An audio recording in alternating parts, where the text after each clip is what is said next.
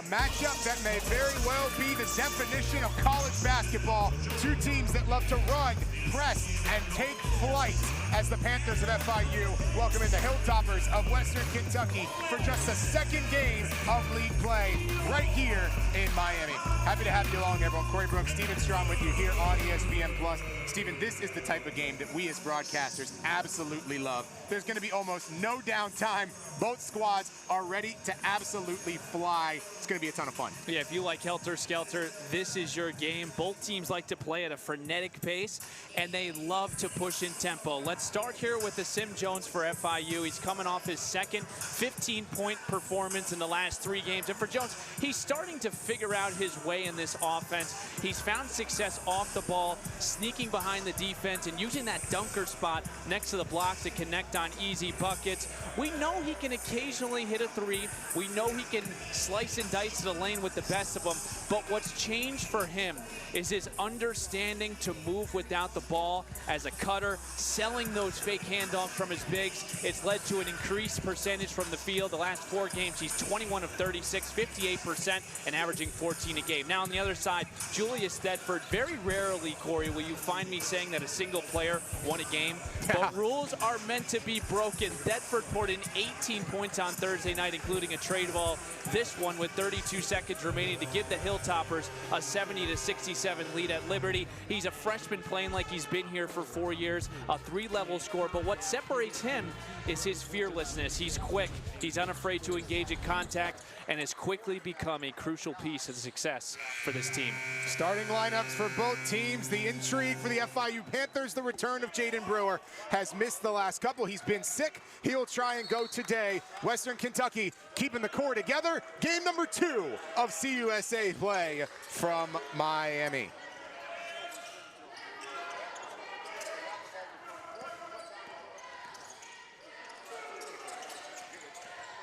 Brewer getting that first touch right away. 3 ball from the wing, not so. Opening clear belongs to the Tops. That is where they thrive. This is one of the best defensive rebounding teams anywhere in America. A big reason why they're 10-4 entering play. And another thing, Corey, about this offense is they like to score and they like to shoot quickly. Now, they don't like to turn the ball over quickly like they did there, but that's FIU's game. I mean, it's such an interesting matchup because they both like to play fast in different ways. Yeah. FIU isn't going to try to force anything quickly in the shot clock offensively, but they want to speed you up when you're on offense. And Western Kentucky's defense has struggled a little bit this year. You'll see them go to a 1-3-1 at times, but for right now, it looks like they're in a man.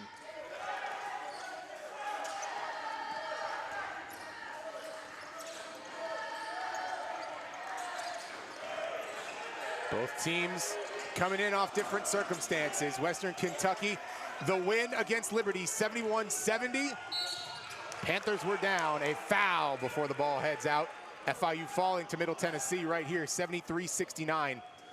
Both very close games, different scripts. A look at the foul. And here's Jaden Brewer, who is coming back from being out the last couple of games. You have to expect some sloppiness, right? You can try to replicate everything in practice, but until you get into a game, Julius Thedford picks his pocket, and we talked about it in the open. Man, this kid is explosive, and he is just a freshman. To your point, he is the reason why Western Kentucky made that comeback, down 14 with 9.5 to go. If you're looking at everyone's favorite win percentage chart, very much favoring the Liberty Flames at that point. Didn't matter. Julius Thedford, Don McHenry took over, and the Tops went 1-0 in league play. And now we're going to see a press here from Western Kentucky. It's a 2-2-1, giving FIU a little taste of their own medicine. Both teams so similar in that regard. First points for Jaden Brewer. Welcome back. What a boost to get your leading scorer and rebounder back in a pretty crucial conference play game after dropping on Thursday to Middle Tennessee State. In this league where winning on the road is so difficult, every home game matters that much more, especially for, to your point, an FIU team trying to settle in. The return of Jay Brew. Love the fake from a Sim Jones, who's just played phenomenally as of late, breaking that press and then finding the open area that Jaden Brewer was at. A Sim Jones amidst 3 Hilltoppers. Abar reclaims it, sent back again. But the Panthers will get a 3rd chance. Abar straight away. How about a 4th chance? Vianney's locked in. And his confidence right now, Corey, is sky high. He's coming off a career high 21 points and continues to impact the game defensively and offensively. He's had double-digit score in 5 of the last 7 games. Vianney playing his best basketball. A look at the overall numbers following the foul. Both of these teams so similar. You're going to hear us say it about 9 different ways over the course of 2 halves of basketball, but they're right next to each other in turnovers forced in Conference USA 2 and 3, respectively, for WKU and FIU. They both want to push pace. They both are unbelievably athletic. A mirror match between the Panthers and the Tops.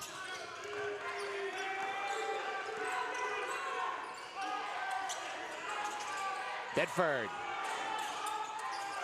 One and done.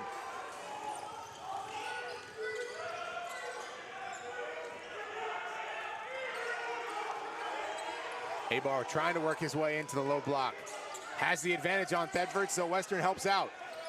Looking for the foul and getting it is Abar. Yeah, really nice job by Abar there. He got the smaller matchup on Julius Thedford, felt the contact, and just sort of went up for that layup, gets the foul, and an opportunity at 2. That right there, not only does Abar have the size advantage, but the experience one as well. Thedford just a freshman. You won't see that over this game. He doesn't look like it at all, but the newcomer, Coach Bona calling him the little brother of the group, because otherwise Western Kentucky has a lot of returners and even more experience for the newcomers, whether it be at the Division I or junior college level. Yeah, and they're coming off a year last year, Corey, where they got to the NCAA tournament, and their head coach after the first year, and Steve Lutz, took a job at Oklahoma State. Hank Pluna taking over now, but he's been able to return a plethora of Hilltoppers back, which is a rarity now. 3 coaches in 3 years for Western Kentucky, and despite that, this team already at 10 wins. Braxton Bayless, Columbay's 3. Too strong off back iron, second chance for Brax Bayless. It's that offensive rebounding that drove the comeback against Liberty, and it will still stay here. FIU can't believe it, and we'll have a conversation.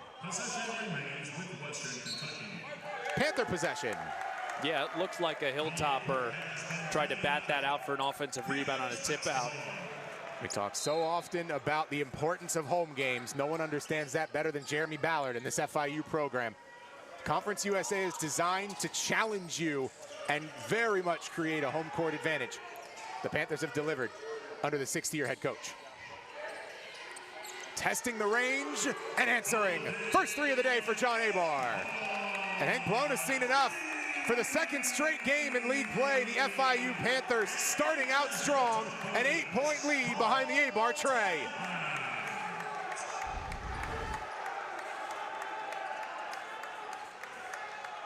And Jonathan Abar, who scored 3 points in his last game, already on the board for 5.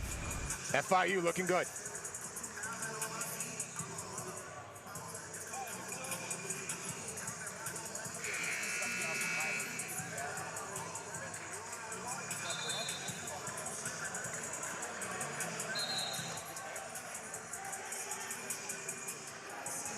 So the Panthers off to a 9-1 start. We've seen that 3-point range tested a couple of times. That's going to be the name of the game. FIU doesn't want to take a ton of them, Stephen, but when they let it fly, it needs to be extremely efficient. So far, so good for FIU. That's been a talking point for Coach Ballard. He knows that this isn't a prolific 3-point shooting team, but he wants to get good looks. Gittins does take it away. There's that steal ability. Asim Jones is hacked. The nasty step by Asim starts it, and the foul to close it down. And Corey, this is looking similar to what we saw on Thursday night. FIU has a little bit of the energy bug right now as we get a look at this press. Beautiful job. We talk about positioning, stunting, and hands. Beautiful opportunity from Gittins saving that ball, and then Asim Jones doing the rest, drawing the foul. But this is a Western Kentucky team that has been down at halftime multiple times this season. Yeah.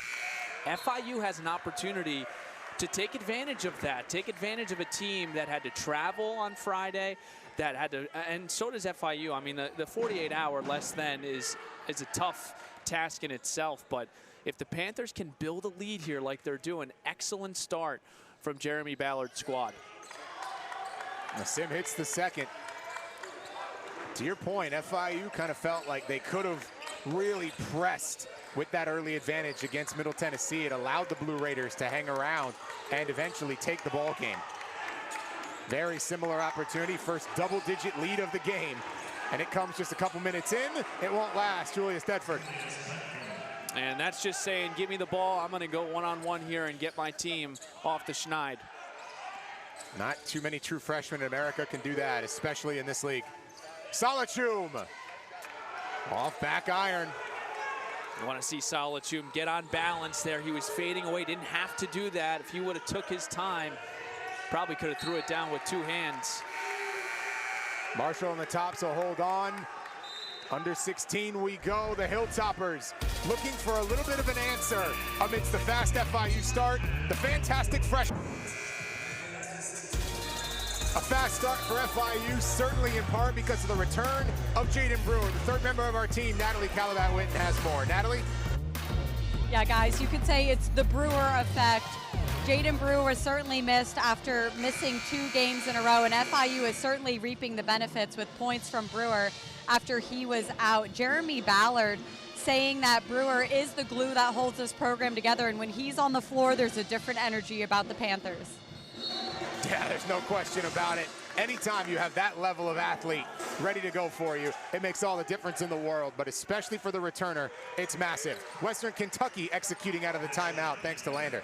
Back to Brewer, though, Corey. I think a big question this game is what his energy looks like and how Jeremy Ballard plays him. This isn't an easy matchup to come back with the frenetic pace that Western Kentucky plays at. Travis Gray checking into the game for the first time. On the way in, Deshaun Gittens is fouled.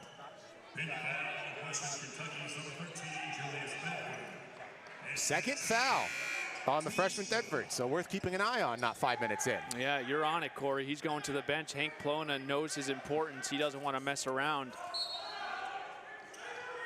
A top 20 scorer in this league, out of the game early on.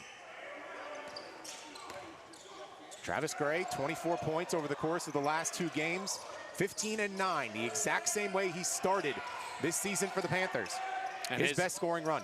And his minutes increasing too as Solachum continues to play so well offensively. That time, turning around, really showing his skill. Yeah. Solachum averaged 4 points a game at Panola College, and he's averaging 10 now at the Division I level, the second leading scorer. Was always an efficient scorer at Panola, 57%, just didn't have the volume. That volume's cranked to 100 right now. Straight away, Travis Gray.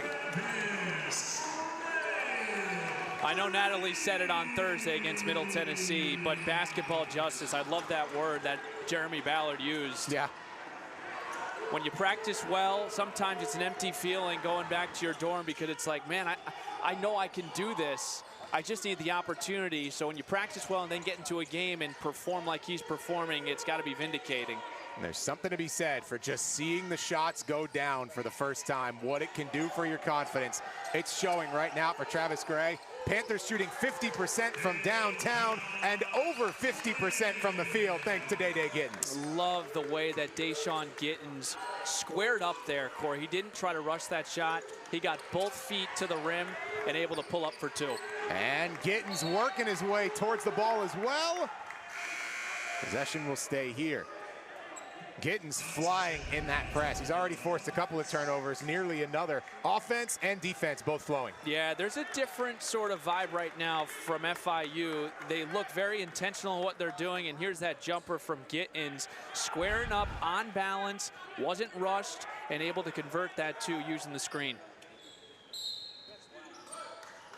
Dante Wilcox into this game for the first time. 20 phenomenal defensive minutes against the Blue Raiders about 48 hours ago. Shot clock issue. Didn't restart, and so we'll take a minute to take a couple seconds off that shot clock. Something to look out for offensively for Western Kentucky is Don McHenry, the 5th leading scorer in Conference USA, averaging 18 a game. He did not score his first bucket until 4 minutes left in the second half against Liberty. We had mentioned I thought that there would be a little bit more intentionality of trying to get him going early. We'll see if Hank Plona makes that adjustment and tries to get his man downhill and get going, because Julius Tedford is on the bench. All set. Don McHenry, 0 of 1 so far. Still very much in the early going. He's got the ball now. McHenry takes to the rack. Still scoreless. Pair of Western Kentucky Hilltoppers on top of each other. It leads to FIU ball. And look at this Panther bench too, Corey. Everyone on their feet, clapping, getting fired up for the next man as McHenry drives, almost lost his footing. And then two Hilltoppers end up out of bounds. That little contest by Gray, maybe enough to alter it. Ash Williamson, the freshman answer for Tedford from the FIU side, working over on the left wing.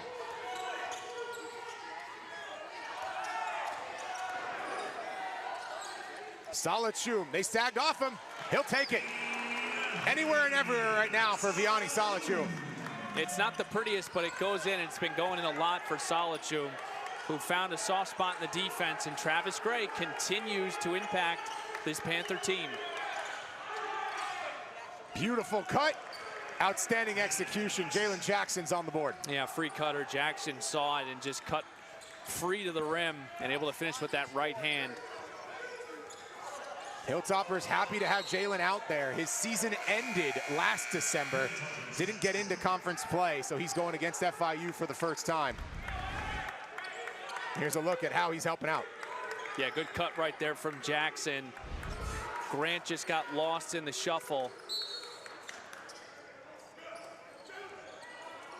But you would sign up for this start if you're FIU, holding the Hilltoppers to 7 points through about 8 minutes. And shooting 60% yourself. For a team that values efficiency, that's otherworldly. From the corner, no friendly hop. It was over the back. Beautiful box out by Dante Wilcox. We talk about a guy that does the little things. There it was. But I've just been so impressed early on with the energy of FIU, defensively, offensively, and on that entire bench, Corey, that matters. You want to make, it's contagious. You want to make that play. You want to take that charge. Abar. Panthers working around. Williamson thought about the step back. Wilcox, so patient, and he's rewarded. Marvelous footwork from Dante Wilcox. Patient and able to lay it in with that left hand. Didn't get sped up.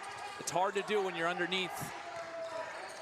That is as experienced a player as you'll find in college basketball, and it shows.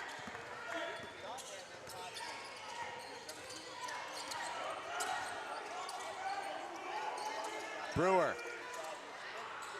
All the way out to Jaden Grant. Ash Williamson will test the range. FIU, for a team that has continued to talk about, we have to be efficient. We have to hit at a high volume. Dante Wilcox has been a part of that FIU culture longer than anyone. Here it is. A look at the FIU bench. Jeremy Ballard and company have to be ecstatic with how this game has started, Steven. They knew they were going against a team that understands what is going to happen on the floor, because they do it too, and despite that, FIU leads by 15. Yeah, they've done a really good job here, Corey, early on, asserting their pressure and turning the Hilltoppers over multiple times in this half. And then offensively, they've found soft spots in this defense. They've taken advantage of some early shot clock situations, and that's why they're up 22-7.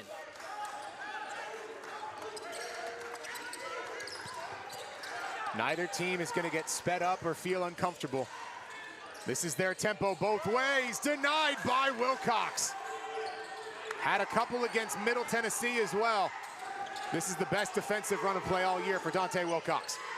Still plenty of time on the shot clock. Marshall, inside. Tyrone Marshall throws it down. Holy buckets. Wow. What an explosive move from Tyrone Marshall. He's a high flyer. He's had some of his best career rebounding games against these Panthers. Is able to assert his physicality with points as well. And remember that dunk, they were in need of something. They were waiting for something big to happen. Patience underneath, got him in the air. Braxton Bayless shoots twice. What an outstanding, explosive move from Tyrone Marshall as we get another look at this. Just a quick fake, up and over. He almost lost the ball in the middle of the air. Wow. Such an important player for this Western Kentucky team. The rebounding numbers, team-wide, largely driven by the guy averaging 7 a game. Currently top 10 in Conference USA in boards. His physicality off the charts. In and out for Bayless, the 57% shooter. Hank Plona owes a lot of things to Steve Lutz, kind of set the table here, including convincing Tyrone Marshall to stay. He was considering going in the portal when Coach Lutz came in. He said, no, I'll stay. And Marshall's been a massive piece the last couple of years. Coach Plona's done a lot of different things as well, while also keeping it the same. And it's been the exact right balance for this WKU team, an 0-for-2 trip. Yeah, and he's got to be having deja vu right now. I think that's why he's been so upset on the sideline. Outside of the slow start, as a Sim Jones just continues to impress, offensive rebound and able to lay it up and in. But Hank Plona has to be telling these guys, we cannot have another slow start here. Yeah. They got off to one against Liberty. They were down 11-2, down 14 at half, and they had to battle their way back, and they're looking at the same battle here early on against the Panthers. Both of these teams valuing the home court, each one on their home floor in last year's matchup. Panthers victorious here at the Ocean Bank Convocation Center. Western Kentucky won at Diddle, as they often do. 8-1 at home this year are these WKU Hilltoppers. Bayless inside. Wilcox got another piece. That one swatted by Solachum. One of the blocks kings in Conference USA. Adds to his royal resume.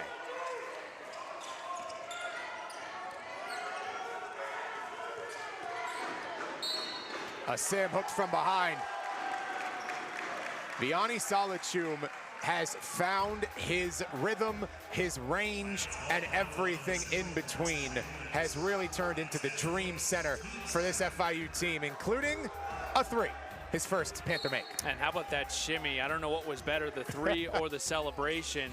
Vianney Solachum, we had talked about it, went from averaging 4 points a game to 10, the second leading scorer on this team. And he is the king of the EGB, the Energy Generating Behavior Club. Sim Jones will go to the free throw line. The whistle's on Bayless. Vianney was originally committed to Long Beach. A coaching change at LBSU reopened up his process. Jeremy Ballard and this staff are ecstatic that Long Beach decided to make a coaching change. And for right now, Corey, for Coach Ballard, it's hard to take him off the floor. Yeah. It's hard to take this guy off the floor because he gives you so much defensively, length, the ability to switch, he moves his feet. And then offensively, we're figuring out things we never knew about this cat. I mean, he's shooting threes. Yep. He's fading away over his right shoulder from 15 feet. He's a beast on the offensive glass. But the biggest thing is his warrior spirit that Coach Ballard continues to praise him for. I mean, you look at when he scores a bucket, he goes nuts. The energy fountain, Vianney Solachum, has continued to adjust to the role as well. He was in a lot of long segments early on in the year, and he kind of felt it from an energy standpoint, but now he's gotten really accustomed to playing a lot of those minutes where, like you said, can't take him off the floor. He altered that shot, not quite enough. You know, Colombe, nice take. Yeah, really nice move by Colombe. Shot fake, able to get to that left hand. Tremendous play off the window. Gino Pridgett directing traffic, so is Wilcox.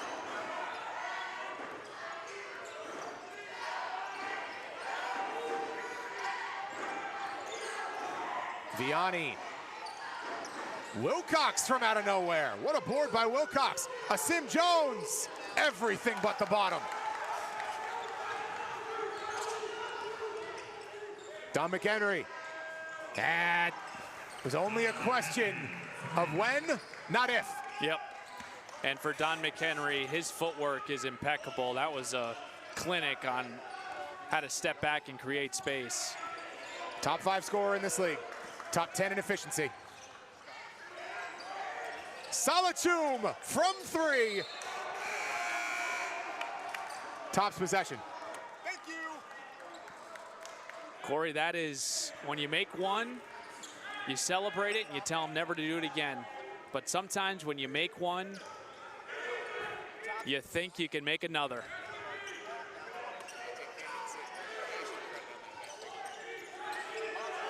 Jalen Jackson. Oh, wide open from the wing. Marshall's 3. Both teams still trying to recalibrate that early three-point range. Both uber efficient early on. FIU now at 29%, Western Kentucky at 14, 1 of 7. Yeah, Corey, you could see early on FIU through the first punch, right? They got up to the early lead, and then I think that Tyrone Marshall dunk woke up that Hilltoppers team. Hank Plona is not happy. He's been working the referee, and he's been working his players the entirety of this first half. But you're starting to see Western Kentucky start to dig in a little bit. And that's why they've been able to get into this lead and cut it to 12. Salachum was kind of halfway up and take a moment.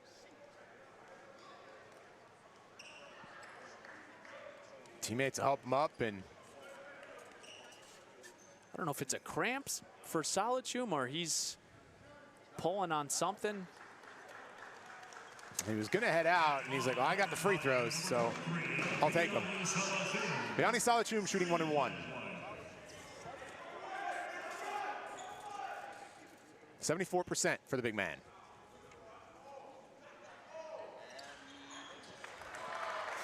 Boy, would you sign up for that at 7 foot? Taking a look at this replay. Try to get position, and it just looks like his legs got caught. The referee's having a word with him now. I think Coach Ballard is going to take him out for maybe precautionary reasons to get a look at him. Yeah, Abar's ready to come in. But first, Vianney goes for the back end and will step aside for John Abar. High quality shift, and you kind of hold your breath a little bit if you're rooting for the Panthers. The catalyst right there in every single way. Fortunately, hopefully minor. You always wish for the best in that regard. Foul on Gino Pridgett. Western Kentucky not 100% healthy either. Baba Fai, the big piece, 6'8" senior averaging 15 a game, has missed the last few. Western Kentucky's done a nice job stepping up in his absence, especially the freshman Julius Tedford, but still. Yeah, Fai's a big part of this Western Kentucky team. Sustained a knee injury back on December 14th against Murray State. And Abar got clipped.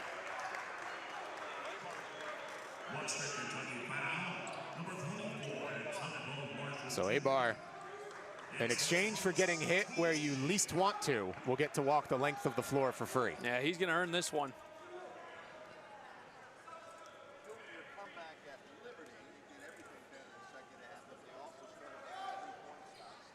You got to be just elated with this start if you're Coach Jeremy Ballard. That was a tough loss that they had against Middle Tennessee State. They were in control of that game and felt like that one slipped through their fingers. But to come out here on Saturday afternoon and to have this lead and to have this energy, he's got to be really pleased with his guys. But he knows that this game is long from over. Good physical play, and that's all you can do. Just wear that one. The worst case scenario. Other end of that spectrum for FIU, the absolute best case scenario. That is 10 of 10 from the charity stripe to begin this ball game. Baseline Jimmy. Stays. Long 2 for the freshman Tedford. He is so uber talented. If I'm FIU, I am trying to go at him though. defensively. He's got 2 fouls. Gittens has been so good from 3 these last couple of games. 3 for 4 against IU Indy from downtown. And he's now hit a 3 in at least 9 of his last 10 games, Corey. You're so right on that. His 3-point game has really blossomed during this part of the season. And turnovers exchange both ways. There's going to be a lot of segments of that. 2 of the best takeaway squads in Conference USA. A giveaway on the other end. Panthers got out to the fast start, and it continues. A 17-point lead for FIU going to the under 8. Defense flowing, 3-point shot. Working a little bit both ways now. Hasn't been massive, but all of a sudden, it'll rain.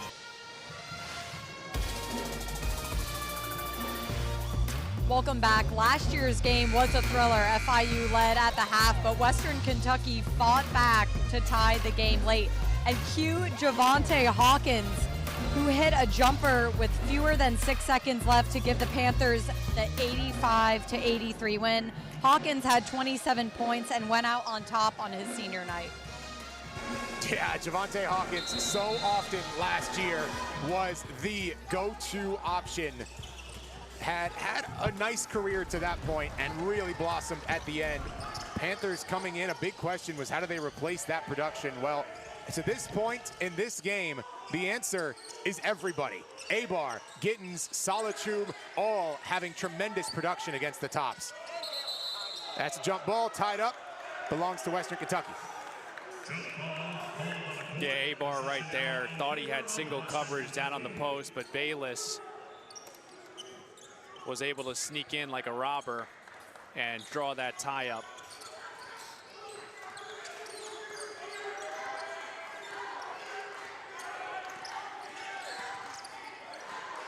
Both teams with exactly 5 turnovers.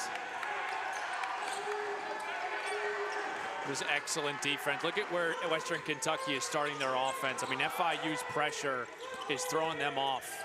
Heavy hedge set by Jackson, stays with WKU. A little under 3 to go. And they smell it, Corey. I mean, the way that they're defending right now, these are momentum-changing possessions. Yeah. Especially with halftime right around the corner. These could be the ones you think about. McHenry to be the hero. Not this time. Very much in his bag, but Panther possession. 1 for 9 for Western Kentucky from beyond the arc. 7 for 20 from the field. And limiting one of the best scorers in this league to a 1 for 7 start. Nice fast hands. McHenry's gonna find ways to contribute no matter what. Step through, lost his balance, did Marshall, but he was fouled on the way in. Man, both of these teams get up and down in a hurry. And the worst thing for both of these teams are live ball turnovers. Live ball turnovers are a curse. And you're seeing FIU, they've got a nice lead. They're up 17, but it can change very quickly on these live ball turnovers where the Hilltoppers take advantage. FIU still has 1 to give before the penalty. 18 fouls against WKU. And to your point, live ball turnovers puts Gittens in front. Timely block. Abar still with time. Gray, a lot of contact, and there's the whistle. The WKU giving up the basketball. Odiahi picks up the foul. And FIU proves you right, Stephen, in about 5 seconds. And especially for the Panthers, who aren't particularly comfortable in the half court. They thrive in those situations where you're trying to attack odd men. And right there, Travis Gray was a beneficiary of a kick-out offensive rebound. And now an opportunity at 2 at the line. And we had talked about Gray, Corey, 15 points, like you said, against Utah Tech, 9 against Middle Tennessee, but the minutes, 23 and 21. I mean, the last time that he had played 20 minutes prior to that was November 9th, so he's really earning that trust of Coach Ballard. Far and away his best run of play. Started the year pretty strong, that exact same scoring setup, 15, then 9, but Now in conference competition, you value those a whole lot more. The pace of WKU in one play. Where would this team be without Julius Thetford, who, by the way, has a couple of fouls and hasn't been able to play this entire half? The very first signee for Hank Plona, showing exactly why he was a point of emphasis. Keeping the tops in striking distance. Day-Day. Good defensive board by Tyrone Marshall. He earned that one. That hit around his hands a couple of times, but Marshall was able to hang on.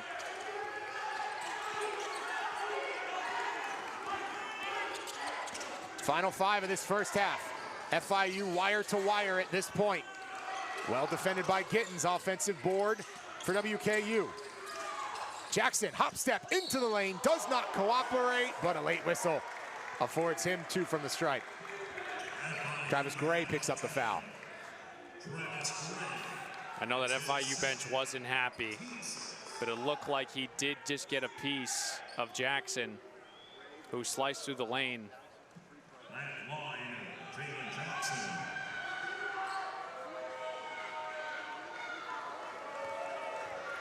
First free throws today for the 44% shooter.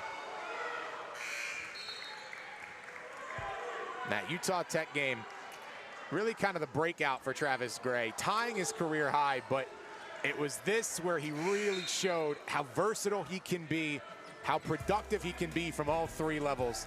A statement game, and Travis hasn't really looked back. Yeah, he really hasn't, and we know about his ability to shoot the 3. He comes from a community college where he did put up some great numbers at Mohawk, but I think his defense was maybe a question coming here to FIU, but you cannot play here under Coach Ballard without that aggression, and we've seen that from Travis Gray. That wasn't the case early on. I mean, he's really bought into this system. Abar saved it, well done. The other element for Travis Gray, just getting that confidence back after a huge injury. He didn't play last year. He took the red shirt because he was hurt. Williamson, Abar's put back, almost. Giddens slicing 4th time. Not gonna come for FIU. Tops on the run out. McHenry from out of nowhere. Day-Day Giddens, Williamson, look out. Jay Brew. What an effort play from Deshaun Gittens. Just hikes the ball from behind his back. And welcome back, Jaden Brewer. His second make, he's got 4-3 from the wing. Tyrone Marshall on the tops. Not gonna go quiet. Floater, Williamson. It cooperates this time. First points in league play in the career of Ashton Williamson, the freshman.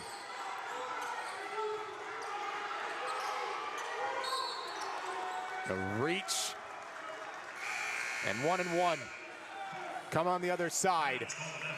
Western Kentucky starting to narrow the gap, but FIU continuing to shoot the cover off the basketball, still over 40%.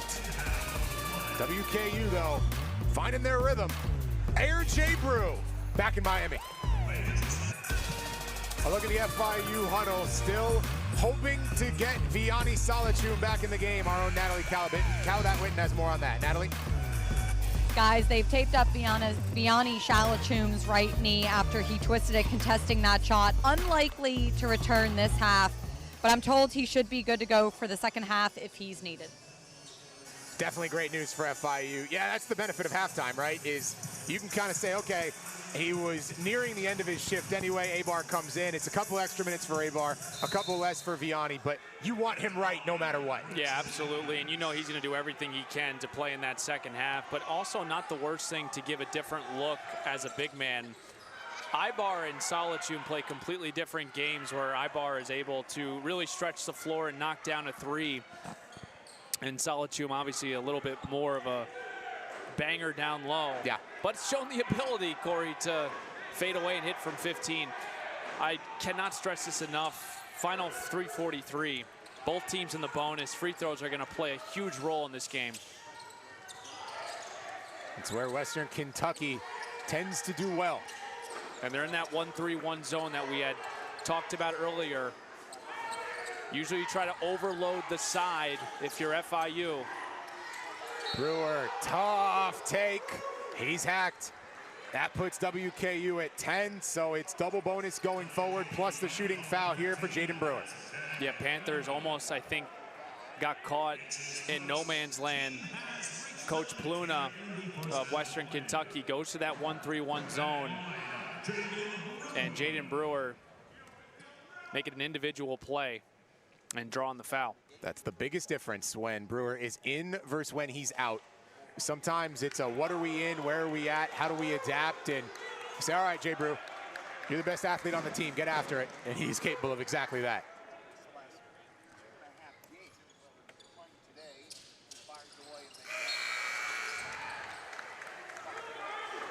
Interesting move here. Julius Tedford back in this game with 3:24 left. 2 fouls. You don't want to pick up a cheap one going in to half. So, gutty move here from Hank Pluna. All hands on deck for the Tops. Bayless. The jump forced by Brewer. Panther possession.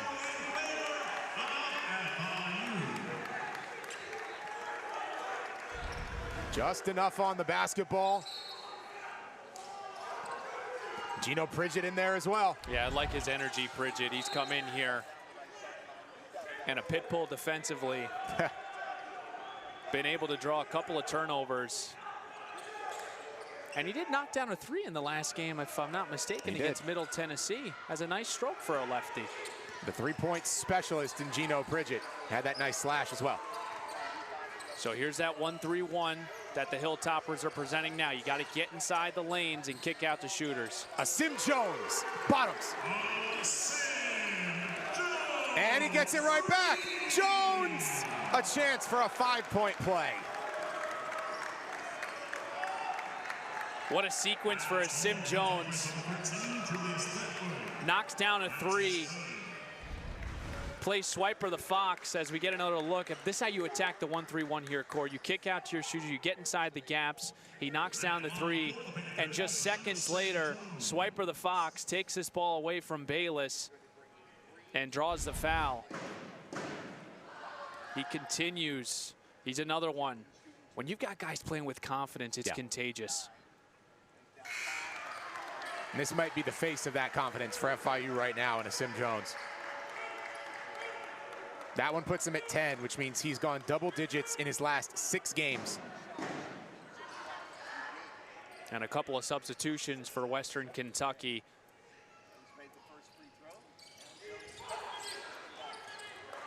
Christian Lander and company trying to spark WKU in these final few minutes. Pridgett got it. Turnovers, turning the tables. Jones inside. 2 more. Sim Jones is on some type of heater. Nearly gets 10 points all by himself in about a minute of play, functionally matching his season average. And he does it in less than 60 seconds. Sim Jones guiding the way. Are you kidding me with that finish, Corey? That was an unbelievable way of absorbing contact and finishing with that right hand. And then on the other end, I mean, how about Gino Pridgett? I mean, FIU traps the ball screen, and Don McHenry tries to make a pass to that free throw. As we take another look at Sim Jones going left to right, hanging in midair, and look at how he cocks the ball back, just so he prevents that ball from being blocked. He had some things to say, and God knowing, we don't have to know what he said, but he deserved to say it. A 7-0 run over 53 seconds. And it all comes from AJ2, Sim Jones.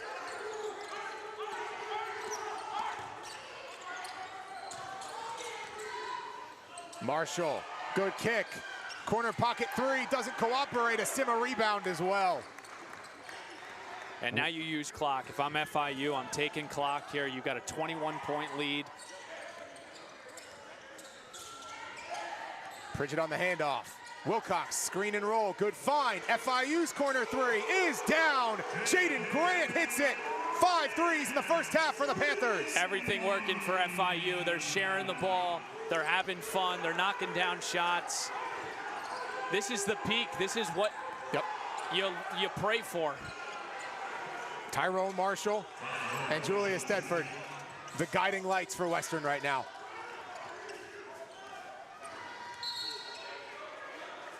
And Gino Pridgett had a chance, he hits it, but beforehand a whistle, it sends us the other way. Yeah, Dante Wilcox got caught sticking out that hip on that screen.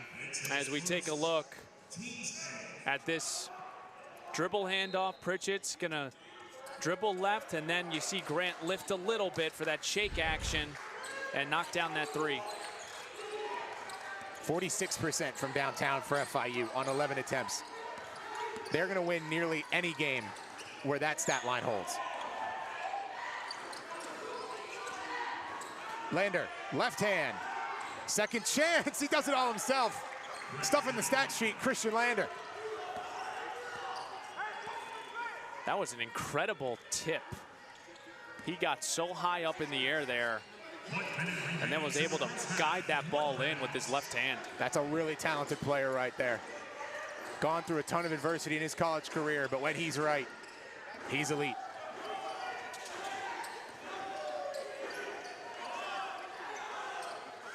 Gino, around the world and down. A chef's kiss from Gino Pridgett. Just love the way that Dante Wilcox was so involved in that possession, moving without the ball.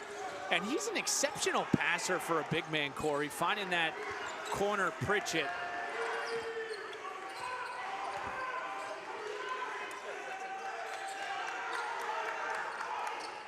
Three ball.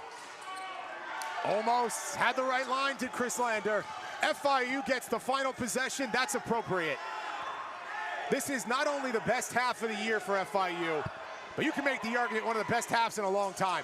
A Sim Jones fouled, no, contact, that's how it ends. 52 in the first half for FIU, shooting 46%, 50% from downtown against conference competition, against a team that has already won 10 games. Jeremy Ballard's team, there are not enough words in the English language to describe the joy they are going to feel after that. Ecstatic, happy, exuberant, however you want to say it. The Panthers have it in half one, Stephen. Yeah, they've been incredible. I mean, it starts at the defensive end for these guys. They have forced over 10 turnovers. They've also done an incredible job of making WKU pay on both ends. A three from Pridgett gives them the big lead at half. FIU, loving every bit, feeling strong. 23 points, nearly the entirety of WKU's offense, the lead at the break. Just about a minute and a half till we get it going in half two. The Panthers finishing that first half, hitting 6 of their final 8 shots. Kind of sums up the situation right here. It's that third line, Stephen. I don't think FIU will lose a game where they shoot 50% from 3. You can probably say that about most teams in college basketball, but especially this Panther team, the way they're constructed. No, I think you're right, Corey, because FIU knows that they need to win everything within the margins. If they're not going to be a prolific three-point shooting team, they've got to do the turnovers. They've got to make sure that they rebound. I mean, look at this rebounding total. That's 24 to 13. They're also caused 10 turnovers. They've only turned it over 7 times. So when you're winning within the margins and then you're shooting 6 for 12 from beyond the arc, these are the results that you're going to get. That's the recipe right there. Western Kentucky comes into this game top 10 in America in defensive rebounds, working on their O-board play, but 24-13 plus 11 on the glass. Yeah, that's winning basketball right there from FIU, and it makes it very easy, Stephen, to understand what Western Kentucky wants to do here in half two. Yeah, and for Western Kentucky, they've been here before, not by this margin, but they were just in this situation against Liberty on Thursday where they were down big at half. They were down 14, and they were also 1 for 9 from beyond the arc in that game.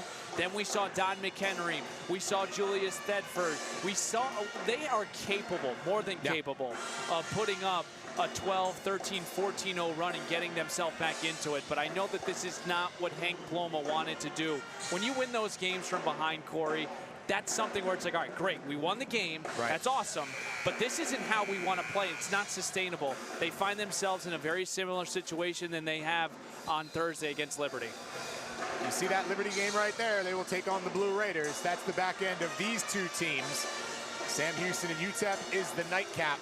A little Lone Star State showdown. Conference USA acquitting itself more than well in the pre-conference slate. These groups looking to be as good as they've been in a long time. Case in point, the FIU Panthers 6-8 overall on the year, up 23 at halftime against a 10-win team. Natalie Calabowin caught up with both coaches at the break. Let's hear what they had to say. Natalie? Guys, Jeremy Ballard was really happy with how his players came together and stepped up in a big way in the first half, but he reminded his guys that Western Kentucky put together a big comeback win at Liberty on Thursday.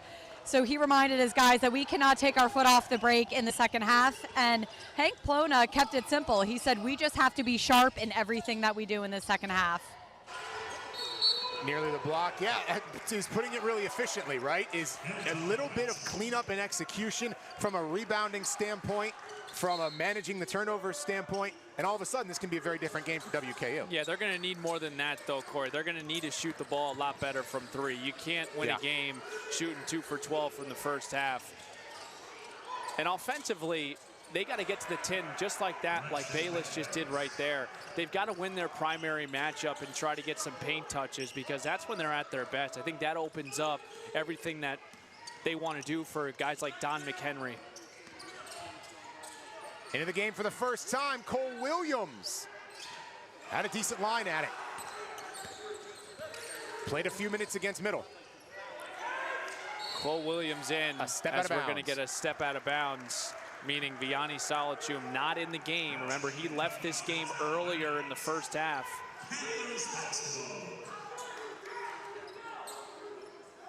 Not on the Panther bench at the moment.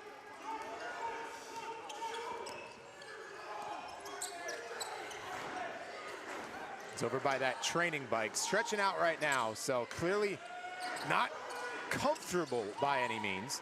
And with the Panthers having the advantage of a massive lead, Vianney will step aside for now.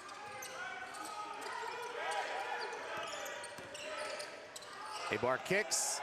Brewer inside. 2 free throws for Jaden Brewer.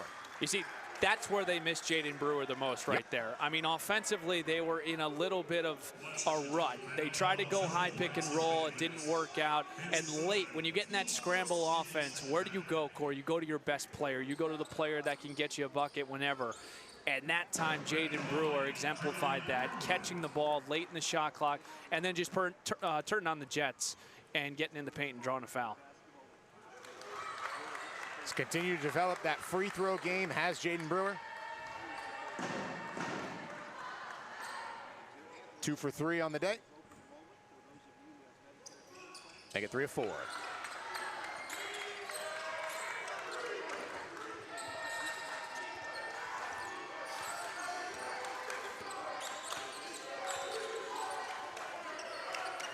Tedford was outstanding in that first half. Great entry pass and outstanding finish. Kalambe for 2. Yeah, you were on it, Corey. Excellent feed from Julius Tedford to set up that easy 2. And one of the better possessions in the half court that we've seen from Western Kentucky. Asim Jones. The foul comes at the last second. Asim Jones basically single-handedly ended that first half on a massive run, and now Kalambe picks up the foul. His 4th. Keep an eye on that. Yeah, foul trouble galore for the Hilltoppers. Kalambe with 4, Tedford with 3, Bayless with 3.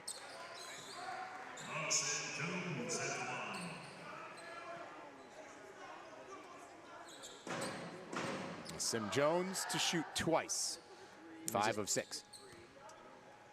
And he's averaging 14 points per game in his last 5 games. Has gotten to that 15 mark a couple times to set his Panther high. Seems poised to blow that out of the water at this moment. Yeah, you see him so much more comfortable in this offense as Cole Williams corrals that offensive rebound. Gittins from the ocean. Out of bounds. We go the other way. But a lot of times when you're a transfer like a Sim Jones, Yeah. you know, offensively you're running a different offense than you were before. And I think sometimes you have a tendency to become a little bit robotic. You just want to make sure you're in the right position. And then as time goes on, you get more comfortable, and then you start dictating what you do in the offense, not letting the offense dictate you. And I think we're seeing that with a Sim Jones. 3 from the corner. Got a tip. That's why that was off, so it'll stay with WKU.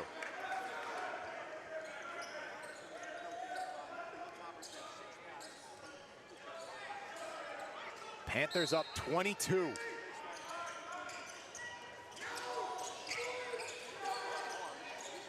Trying to draw plays up for McHenry. Get him going a little bit sooner than they did against Liberty. 3 ball. Does not sit for Thedford. 2 for 14 is Western Kentucky. High-low entry. Abar draws 2. Does not matter. Wow.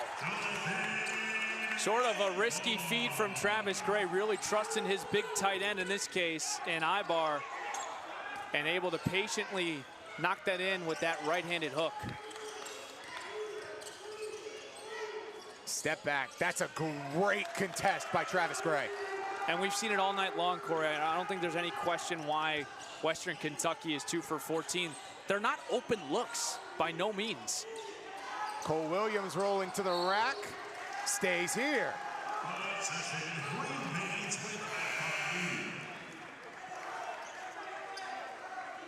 Tops will go right back to the bench. Jalen Jackson re-enters the game, as does Leroy Odiahi. Coach Plona going to try and run everybody out there right now, searching for the right answers. Abar hits! John Abar from downtown again.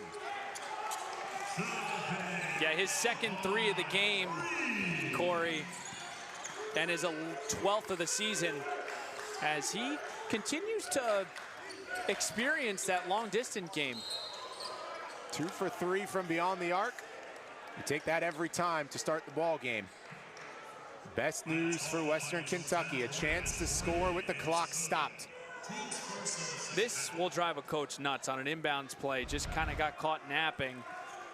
Abar able to, it's hard to kind of get lost at 6'9", but he did in that comfy corner and knocked down the triple from distance.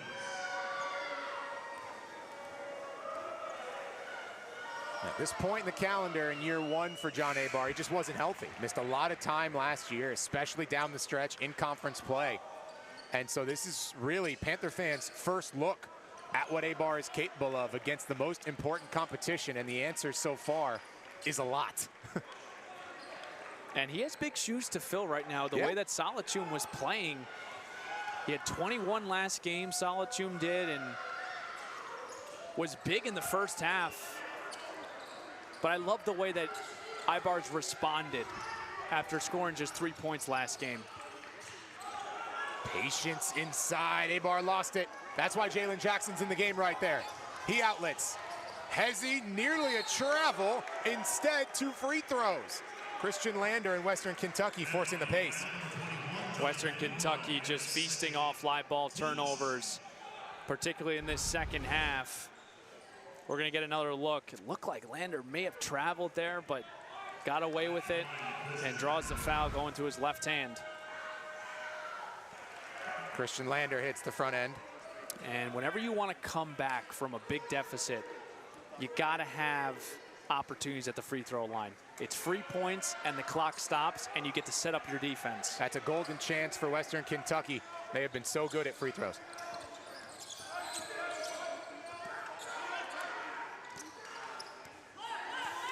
.75% today for the Tops from the charity stripe. Gittins. Interesting lob, a lot of traffic in there for Abar, and it's taken away by Bayless. Braxton Bayless, nearly a double dribble. Perfect pass. Flush 2, Leroy Odiahi. Panthers in transition in their own. It's a Sim Jones. taking his time. Yeah, good job right here by Sim Jones, sensing Western Kentucky wants this game to be frenetic. Wilcox coasts to the rack. That's what I'm talking about right there. That's a veteran move from a point guard in Jones, setting the offense up. I know Wilcox gets the 2. The contest as well. No one has played more games as an FIU Panther than Dante Wilcox. This might be the best basketball he's ever played.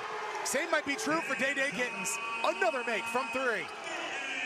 Yeah, his second make from distance here tonight. That was a walk-in one from the wing.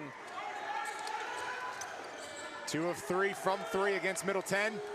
Couple makes here as well. Off the ball fake, swatted by Abar. 3-on-1. Williamson in a rhythm. And the Panthers get caught in transition. Abar contesting, doesn't matter. Western Kentucky and Don McHenry finding the right answer. Yeah, that hesitation, you should be thrown in jail for that. That was absolutely disgusting. Wow. McHenry had the number 3 play on SportsCenter for a reprehensible step back that sent his guy to the shadow realm, so he's very much capable of it. Still looking to get going is McHenry. 5 points on 2 of 9. Gittens was thinking about the shot. The ball got away. A 24-point lead here for FIU. Western Kentucky finding a little bit of a rhythm. But Dante Wilcox and the Panthers still up big. Deshaun Gittens' 3-ball game in rhythm.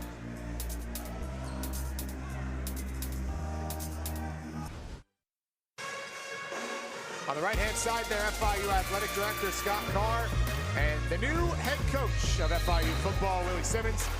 A lot of exciting things for Panther fans in that regard. Players committing, visiting here to Miami. A renewed vigor for sure with Willie Simmons in town and in charge for the Panther program. You pumped up? Yeah. Pumped up too. I think it's going to be, for all of Conference USA, really, really exciting. Western Kentucky has been really one of the standard bearers in Conference USA football, so the Panthers trying to chase them in so many ways. Good runner. Julius Tedford doing his thing. Wow, that was a tough take. This is a playground take here. Go one-on-one. Ashton Williamson try to guard your yard. And Julius Tedford overpowering there. They'll finish the and 1. The tremendous football history at Western Kentucky, in many ways connected to this basketball program as well. Christian Lander's dad played defensive back in Bowling Green for a coach by the name of Jack Harbaugh. Good run in, and once again, Julius Tedford, the instigator. This is going to be the longest 13 minutes and 42 seconds that you ever broadcast, Corey, because Western Kentucky is going to play with a lot of desperacy right now. And you see it here in that trap. There's going to be a lot of fouls. There's going to be a lot of free throws. And for FIU, what is the plan once you get past half court? Because you're going to have opportunities where it's going to be 3-on-1 possibly. Yeah. Are you willing to take a shot early? If it's a layup, you take it. But how are you going to approach the offense once you get past half court? Great trap set. Panthers across the timeline, but not with the ball. The full court press by WKU starting to pay off. Looking for 3 straight productive possessions. Crossover move inside, diagnosed by Jaden Grant. Panthers will be well served to do exactly this. Yep, and that's a live ball turnover. And we talked about what it changes offensively. Well, FIU had not gotten it past half court without a turnover those last 2 possessions. They were able to because of the live ball turnover. Now getting to your offense. Got a mismatch here with Jones on a big. Sim got him in the air, count it. Sim Jones doing it all. Ties his career high, and a free throw to set a new one. You talk about beating to your own drum here. That's what a Sim Jones did right there. He got the matchup he wanted. He pulled out the big and then danced with him. He said, take me for a dance. Here we go. Step through, pump fake, plus the foul. Impossible to overstate how good a Sim Jones has been these last couple of weeks. His 6 of 9 on to the tune of 15 points last game. He's 50% here in this one. And he's got 16. A new career high for a Sim Jones. Some further developments on the health of Vianney Salichum. Natalie has more. Natalie? Guys, I'm told that Vianney is available and good to play. They won't put him in unless they really, really need to. So for now, with FIU up by more than 20, I think they're good. Yeah, they're certainly feeling strong right now, especially with the play of a Sim Jones. Everything is working exactly the right way for the Panthers. And you always want to be productive of a bigger guy, right, Steven? Especially so early on in conference play and in a comfortable spot in the ballgame. Wasn't on my bingo card that they would have the option whether to play Salichum or not because they had such a big lead over Western Kentucky, but that's why we play the game. A potential statement contest right here for FIU. But still need to hold on. There's a lot of basketball left. WKU is down 14 with about 10 to go against a really good Liberty team. And the Hilltoppers are 1-0 in league play. And you still have to honor what Don McHenry is too. I mean, you have to think that he's eventually going to get going. He'll have a run. So for FIU, continue to run offense. Wilcox, right hand, too strong. Jackson's clear. But that's a good look there. I mean, that's what you would take. Dante Wilcox makes that usually underneath that close. Corner pocket three off the side of the backboard. Brewer in rhythm, Wilcox, smooth. Beautiful job running the break there from Wilcox, and Brewer saw him the entire time. Panthers get about a third of their points in transition. Plays like that or why? Edlin holding on to the basketball.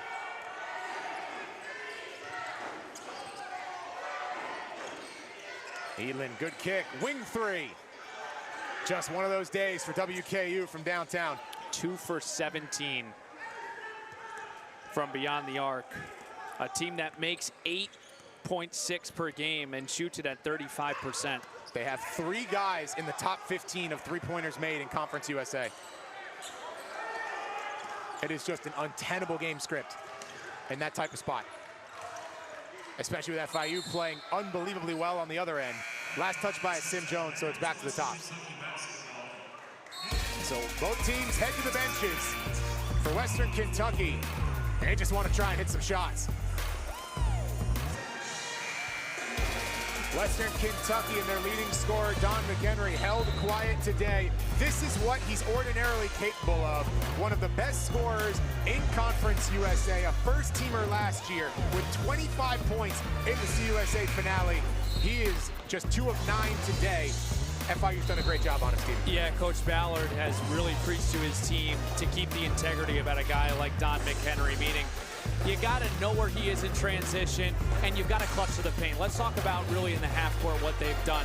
They've thrown different guys at him, different guys with length and speeds, but more importantly, they've really made it hard for him to operate. He has such great footwork and a handle that allows him to create separation. FIU has done an outstanding job of bottling him up and containing him as of right now. Need to do it for 11 more minutes.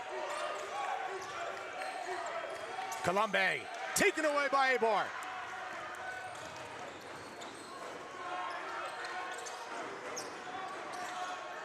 And Sim Jones, I'm going to keep saying it because it's just such an important part of this game. A live ball turnover. Now, he could have tried to push there, and instead we're going to get a turnover anyway. Western Kentucky will absolutely take the chance to push. Doesn't go for Lander. Saved by Edlin. And a foul. But my point on a Sim Jones is you get the live ball turnover. You have an opportunity to potentially get a basket there, but he pulls it out because time is your friend right now. You want to use as much clock as you can. I know you look up at that score and you see 70 to 45, but the way the game is played and the way these two teams play, it can change quick. Don McHenry gets going. He hits the quick 2. It was Jack Edlin who saved that basketball, set up that play. Jack and a couple other members of this Western Kentucky team, an NIL deal with Outback Steakhouse in Bowling Green, which leads to the natural question, Steven Strom, if you could have any NIL deal with any restaurant, what would it be? I don't know, but that bread at Outback is unbelievable. I think it's, what was it, pumpernickel? I don't know what it is, but the cinnamon butter and the... Well, that Texas is that Longhorn Steakhouse? Texas Roadhouse? Texas Roadhouse. The bloomin' onion. I'll take an NIL deal with anyone at this point. If it's food, I'm good. Steven Strom on the seafood diet. Seafood, need it. I can appreciate that. Jumper does not stay for Day-Day Gittens.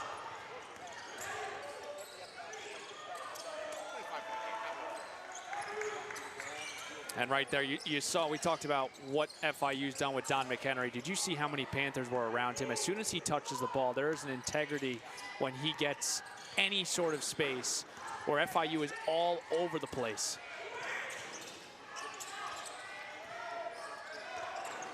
Sim Jones looking to get ISO'd up. There's some help defense ready. Giddens flying in, taken away by Jalen Jackson. Jackson's been really good in the painted area, navigating traffic and keeping the ball with WKU. McHenry looking for contact, didn't get it. Again, you see the Panthers, see how many bodies McHenry goes left. They're allowing him, they're not even shading that left hand. Gittens, that's almost a heat check for Day-Day Gittens right now, and he's feeling it. Such a different player when he plays under control, Corey. And we saw from the beginning, even that jumper he made in that first half, he took a screen and pulled up for mid-range, but just the way that he's played, the tempo he's played at, he's such a more effective player when he's under control. A Sim Jones, a block and a takeaway. Gino.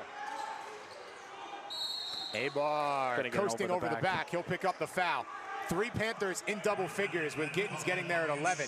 Jones at 16, Abar at 12.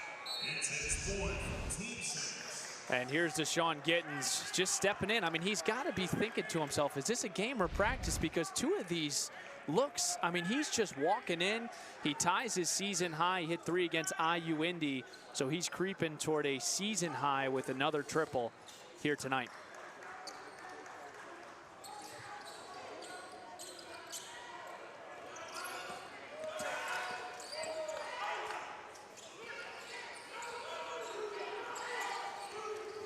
Bayless lost it.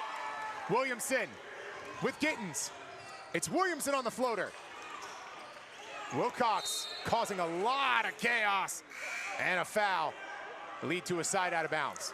Oh man, Wilcox got away with a hold here on Lander. Lander did not like that. If we can get another look at this. Lander's the one who gets the foul to boot. Oh, a double whammy on Christian Lander. Here's another look here, Corey. Look Dante Wilcox hold the jersey of Lander. Got away with one there. FIU gets to run a little more clock with the lead. Offensive foul ends the possession. The moving screen on the inside by Dante Wilcox. Yeah, that's called a makeup call, I think. Brings us under 8. Panthers in firm control, forcing turnovers with regularity and taking advantage. Western Kentucky searching for the Hail Mary answers. Natalie Calabat-Witten was listening to what both coaches had to say in the huddles. Natalie? Guys, in the huddle a few minutes ago, FIU coach Jeremy Ballard telling his team not to give up after that Western Kentucky run that cut the lead to 20. He wants to see his team set up better screens to open up their shooters. He's not satisfied with just maintaining this lead. He wants to see his team continue to improve and execute. Yeah, they're going to try and finish this thing strong. And they will do exactly that. Quick takeaway. Panthers right back at it. The freshman point guard Williamson, knowing they've got some time, hits the accelerator and scores anyway.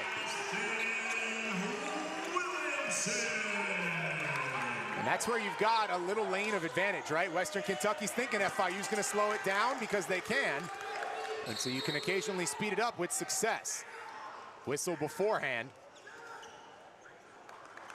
You got to love one of your best players in Deshaun Gittens, up 75-47, diving out for this. But first, Ashton Williamson, and it's not just Williamson, it's the guards. It's a Sim Jones, it's Deshaun Gittens. They're playing under control. They're playing and they're using different tempos, which I really enjoy watching.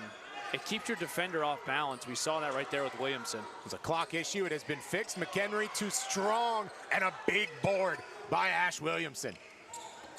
Smaller lineup for FIU. I think Coach Ballard is getting in his guards. He doesn't want turnovers, so get your ball handlers out there, break the press. He'll sacrifice offense because he knows the importance of taking care of the ball at this point in the game. FIU plus 16 on the glass right now, and even knowing Western Kentucky's going to play a little guard-heavy lineup as McHenry forces the issue. So sometimes those offensive boards won't come. The D boards have been there all year long for Western Kentucky, but nearly doubled up on the glass, that poses a real challenge for the Hilltoppers. It absolutely does, and Coach Ballard had expressed to us they've got to win the little things in basketball, and that's rebounding, that's taking care of the basketball. If they're not going to shoot like they shoot today, and they've shot exceptionally well from beyond the arc, they have to do the little things, and they have won those little battles here against Western Kentucky this afternoon. A look across the league, and obviously this thing is just starting. So you more look at the right-hand side of it. FIU hosting two of the top three teams by overall record, seemingly in line for a split between WKU and Middleton. And what all of that tells you, combined with this score, is that yes, preseason matters, momentum matters, but if you're playing your best basketball right now, which I think it'd be very fair to say FIU is, that's the critical component. Yeah, they've been trending in the right direction the last couple of weeks. I think the month of December, particularly that FAU game, Corey, I saw a different Panther team that looked like they were gaining confidence. And sometimes it's hard when you're losing games to feel good, but the way that they were playing the game, you knew it was, we talked about basketball justice, you knew that would maybe come to fruition with this team. And Travis Gray is the one who instigates the side out here for FIU. Also want to tip the cap to Coach Ballard, how he's handled Jaden Brewer here coming back. I mean, Corey's only played, I think, 13 minutes in this game, but how about 7 points, 7 rebounds? He's managed his minutes. He knows his importance to this team, but he hasn't overkilled them, right? Basically a point every couple of minutes, and all 7 have felt really impactful because they've come late in the shot clock. Run out for Western. Looking for one massive run. There's that O-board ability. Julius Tedford, he's had a really nice game and not to be lost in the process. 13 points. He's been over 15 a game in his last 4. He's gonna probably wind up over that threshold again. This is a guy who is very much a contender for Freshman of the Year in this league. He has been so much fun to watch. Yeah, he's been their best player, and he wasn't just their best player here today. He was their best player against Liberty, and you got to hope that him and McHenry can work a little bit better together. Both sort of play the same position, but they've got to build and play off each other a little bit more. Tedford is a completely different scorer than McHenry. McHenry is going to beat you from the outside. He's going to kind of dance with you in one-on-one situations, where Tedford's a lot more of a bigger guard that will get downhill and initiate contact. Julius Tedford is the biggest assist of Cade Unseld's young WKU career. The freshman from Bowling Green hasn't played yet for Western Kentucky, but when Julius's initial recruitment fell through, it was Cade who called him and said, hey man, we played together forever, we love each other, let's run it back in Bowling Green. Cade is selling on his hometown. Julius agrees, those two are having fun, and it was a massive get for Hank Plona and WKU. And that's where coaches have to be good recruiters, Stephen, but the best recruiter is the guys on your team, and Western Kentucky was certainly the beneficiary. Yeah, absolutely. I mean, a coach can tell you all he wants to say, but he ain't playing. So when you got players coming up to other guys and saying, hey, I really enjoy it here. Here's how the coaches treat us. Here's how their vision is. Here's how they develop us. Like you said, Corey, I mean, a coach can say as much as he wants, but players are going to relate to players at the end of the day. And that's where that profound trust comes from. College basketball is more a relationship game than ever. And the one between Unseld and Thetford, a big piece of WKU basketball for a long time, and a pair of freshmen.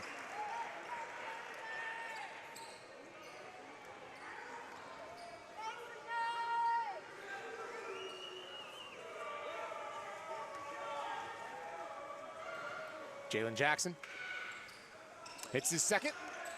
John Abar's day is done. He did the job. 12 points, including 2 of 3 from downtown. Brewer couldn't quite get it to fall.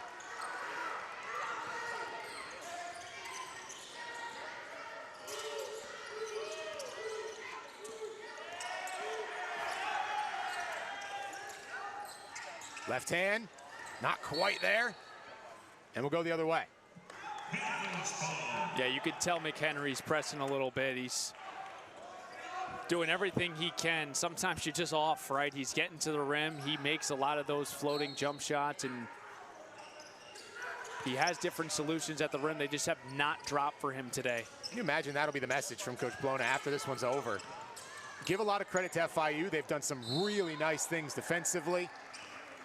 Tops will pick up the whistle against them there, but 2 of 18 is just one of those days from 3 where you say, all right, offense is disloyal, got away from us. Yep. You try and get right. And you split, right? You split. Yeah. You split against Liberty. I mean, I know sometimes it's so tough to look at it like that as a coach because I know he's disappointed. It's not the loss, it's how they lost today. Right. They've gotten dominated. I mean, there's no question about it. FIU has taken it to them from the jump. They've led this entire game outside of 7 seconds. Winning on the road is extremely difficult, especially on the back end of these 2-game swings. And here on a Saturday, FIU has leveraged their home court advantage. Western Kentucky is going to get that exact same opportunity in a few days. The CUSA opener at Diddle is against Jack State on Thursday, and one of the toughest places to play in this league.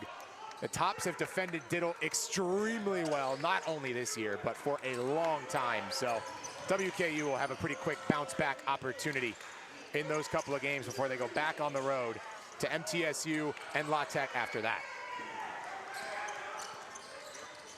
Wilcox in rhythm. Day-Day's 3 hits again.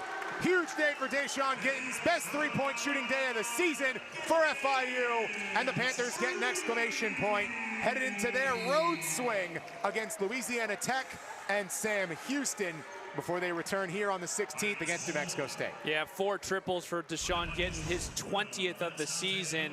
And this one just off a kind of a crazy possession. All of Gittens' threes have been wide open.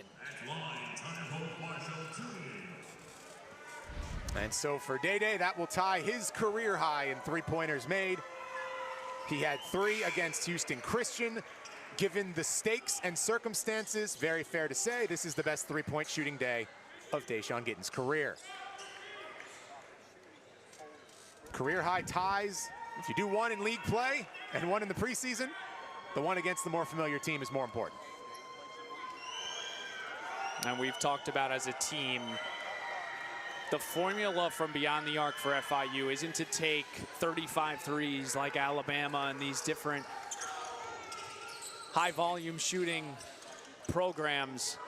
They want to get the right ones. They want to shoot 16, 17, 18, 19 threes, as we're going to get a foul drawn by none other than a Sim Jones. Yep.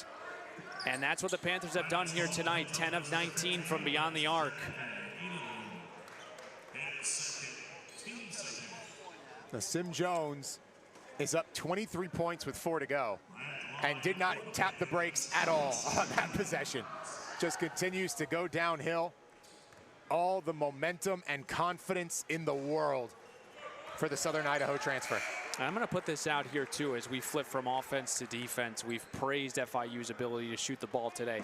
But defensively, yeah, they have held this Western Kentucky team to 55 points. Their season low this year is 64 against a pretty good team from the Big Ten, and that was Michigan. Yeah. A massive group, both literally and figuratively, in the Wolverines. And a coach who knows a whole lot about Conference USA play. Yes, he does. Going up from Boca Raton to Ann Arbor.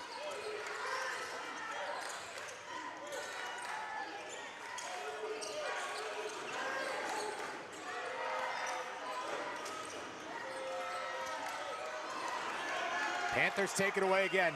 How many deflections has Pritchett had tonight? Outstanding. He's been outstanding as Travis Gray pours in another 2. He's a guy, we talk about Dante Wilcox doing the little things. Edlin's 3 hits. Pritchett is up there as well. Yeah. I'd be very curious to see how many deflections he's had tonight, because he's been a pest defensively.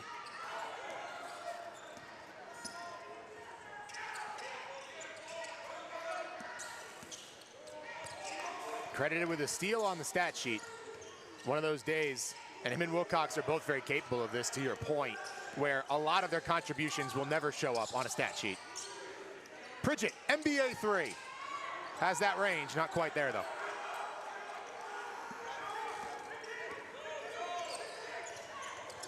Edlin swatted from behind.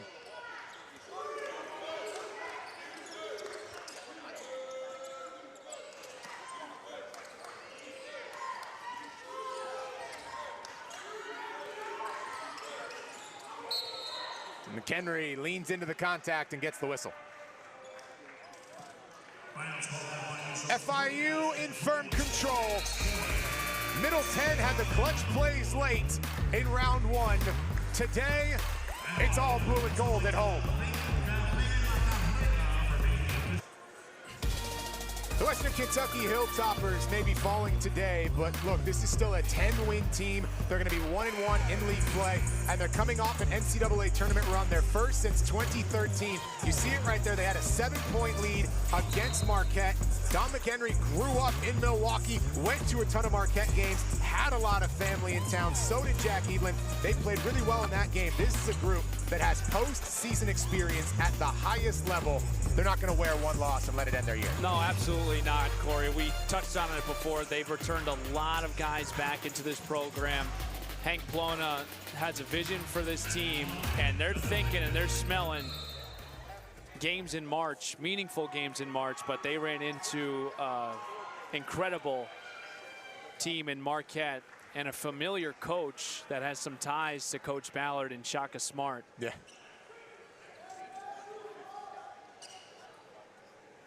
WKU played their best basketball in those final few weeks. Don McHenry's 25-point high came in the CUSA finale against UTEP. He was brilliant. Tyrone Marshall had 21 against Marquette. These guys know a thing or two about the clutch gene. There's still plenty of basketball left for both teams.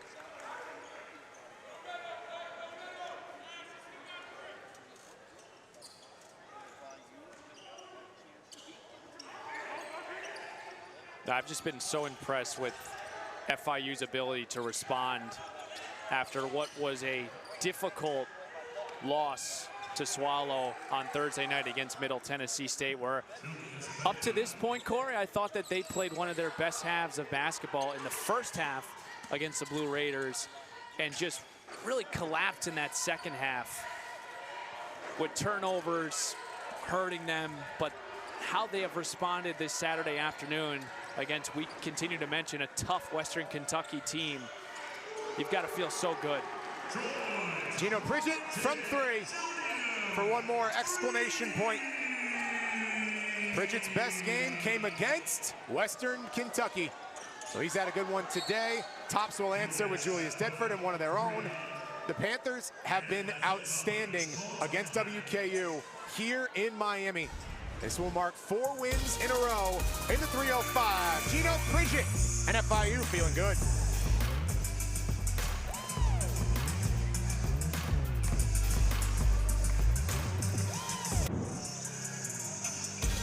Minute 47 to go. Panthers in firm control, and so a couple of fan favorites will enter for FIU. Renato Ruiz into the game for the first time since December 30th, and Onyx Pastoriza into the game for the first time since the opener against Florida National.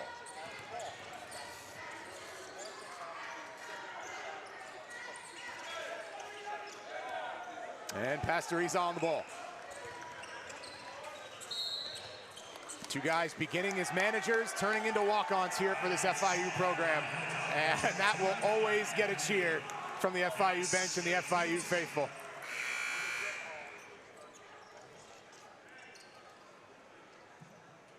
Whenever you look to that Panther bench, this is a guy who will always have energy. And Onyx Pastoriza will take his first free throws of the year. Now he's got to knock him down here. Hits the front end. And you can hear the round of applause from FIU fans. The senior. And he's like, guys, don't make this a big deal. I've been here before. Come on. Local guy out of a Miami triple threat prep program. Renato from Broward County, a little north of here in Miami, playing at American Heritage. The South Florida connection very much for those two. Woo! 70 seconds left in a 19-point game. No one tell Dante Wilcox that. Spike that thing right at Rory. Look out.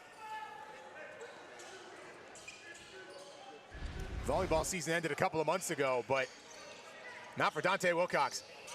That's a kill right there, and an outstanding Neo from the Matrix level dodge by the cheerleading crew right in front. Wing 3 doesn't cooperate. That sums up the shooting day for WKU. They're going to finish under 20%, 4 of 21.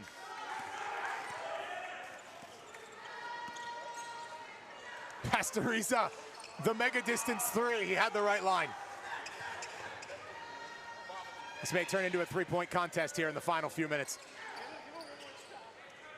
Both teams were shooting a few the last couple, and now about 9 seconds separating shot and game. Both teams will move to 1-1 in league play in 2 different directions. Panthers salvage the home split. Western Kentucky takes one on the road. That'll feel like mission accomplished both ways. Well, it can't be overstated. This was the best and I think the most complete game FIU has played all season long, and it has cultivated into a big-time victory against one of the top programs in Conference USA, a team that was just in the NCAA tournament. What a way to get a split.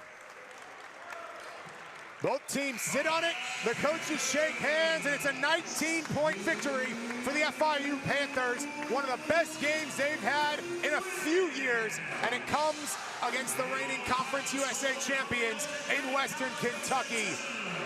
Panthers finish at 47% from the field and even 50% from beyond the arc, hitting 11 of 22. Their best shooting game in both phases all year long.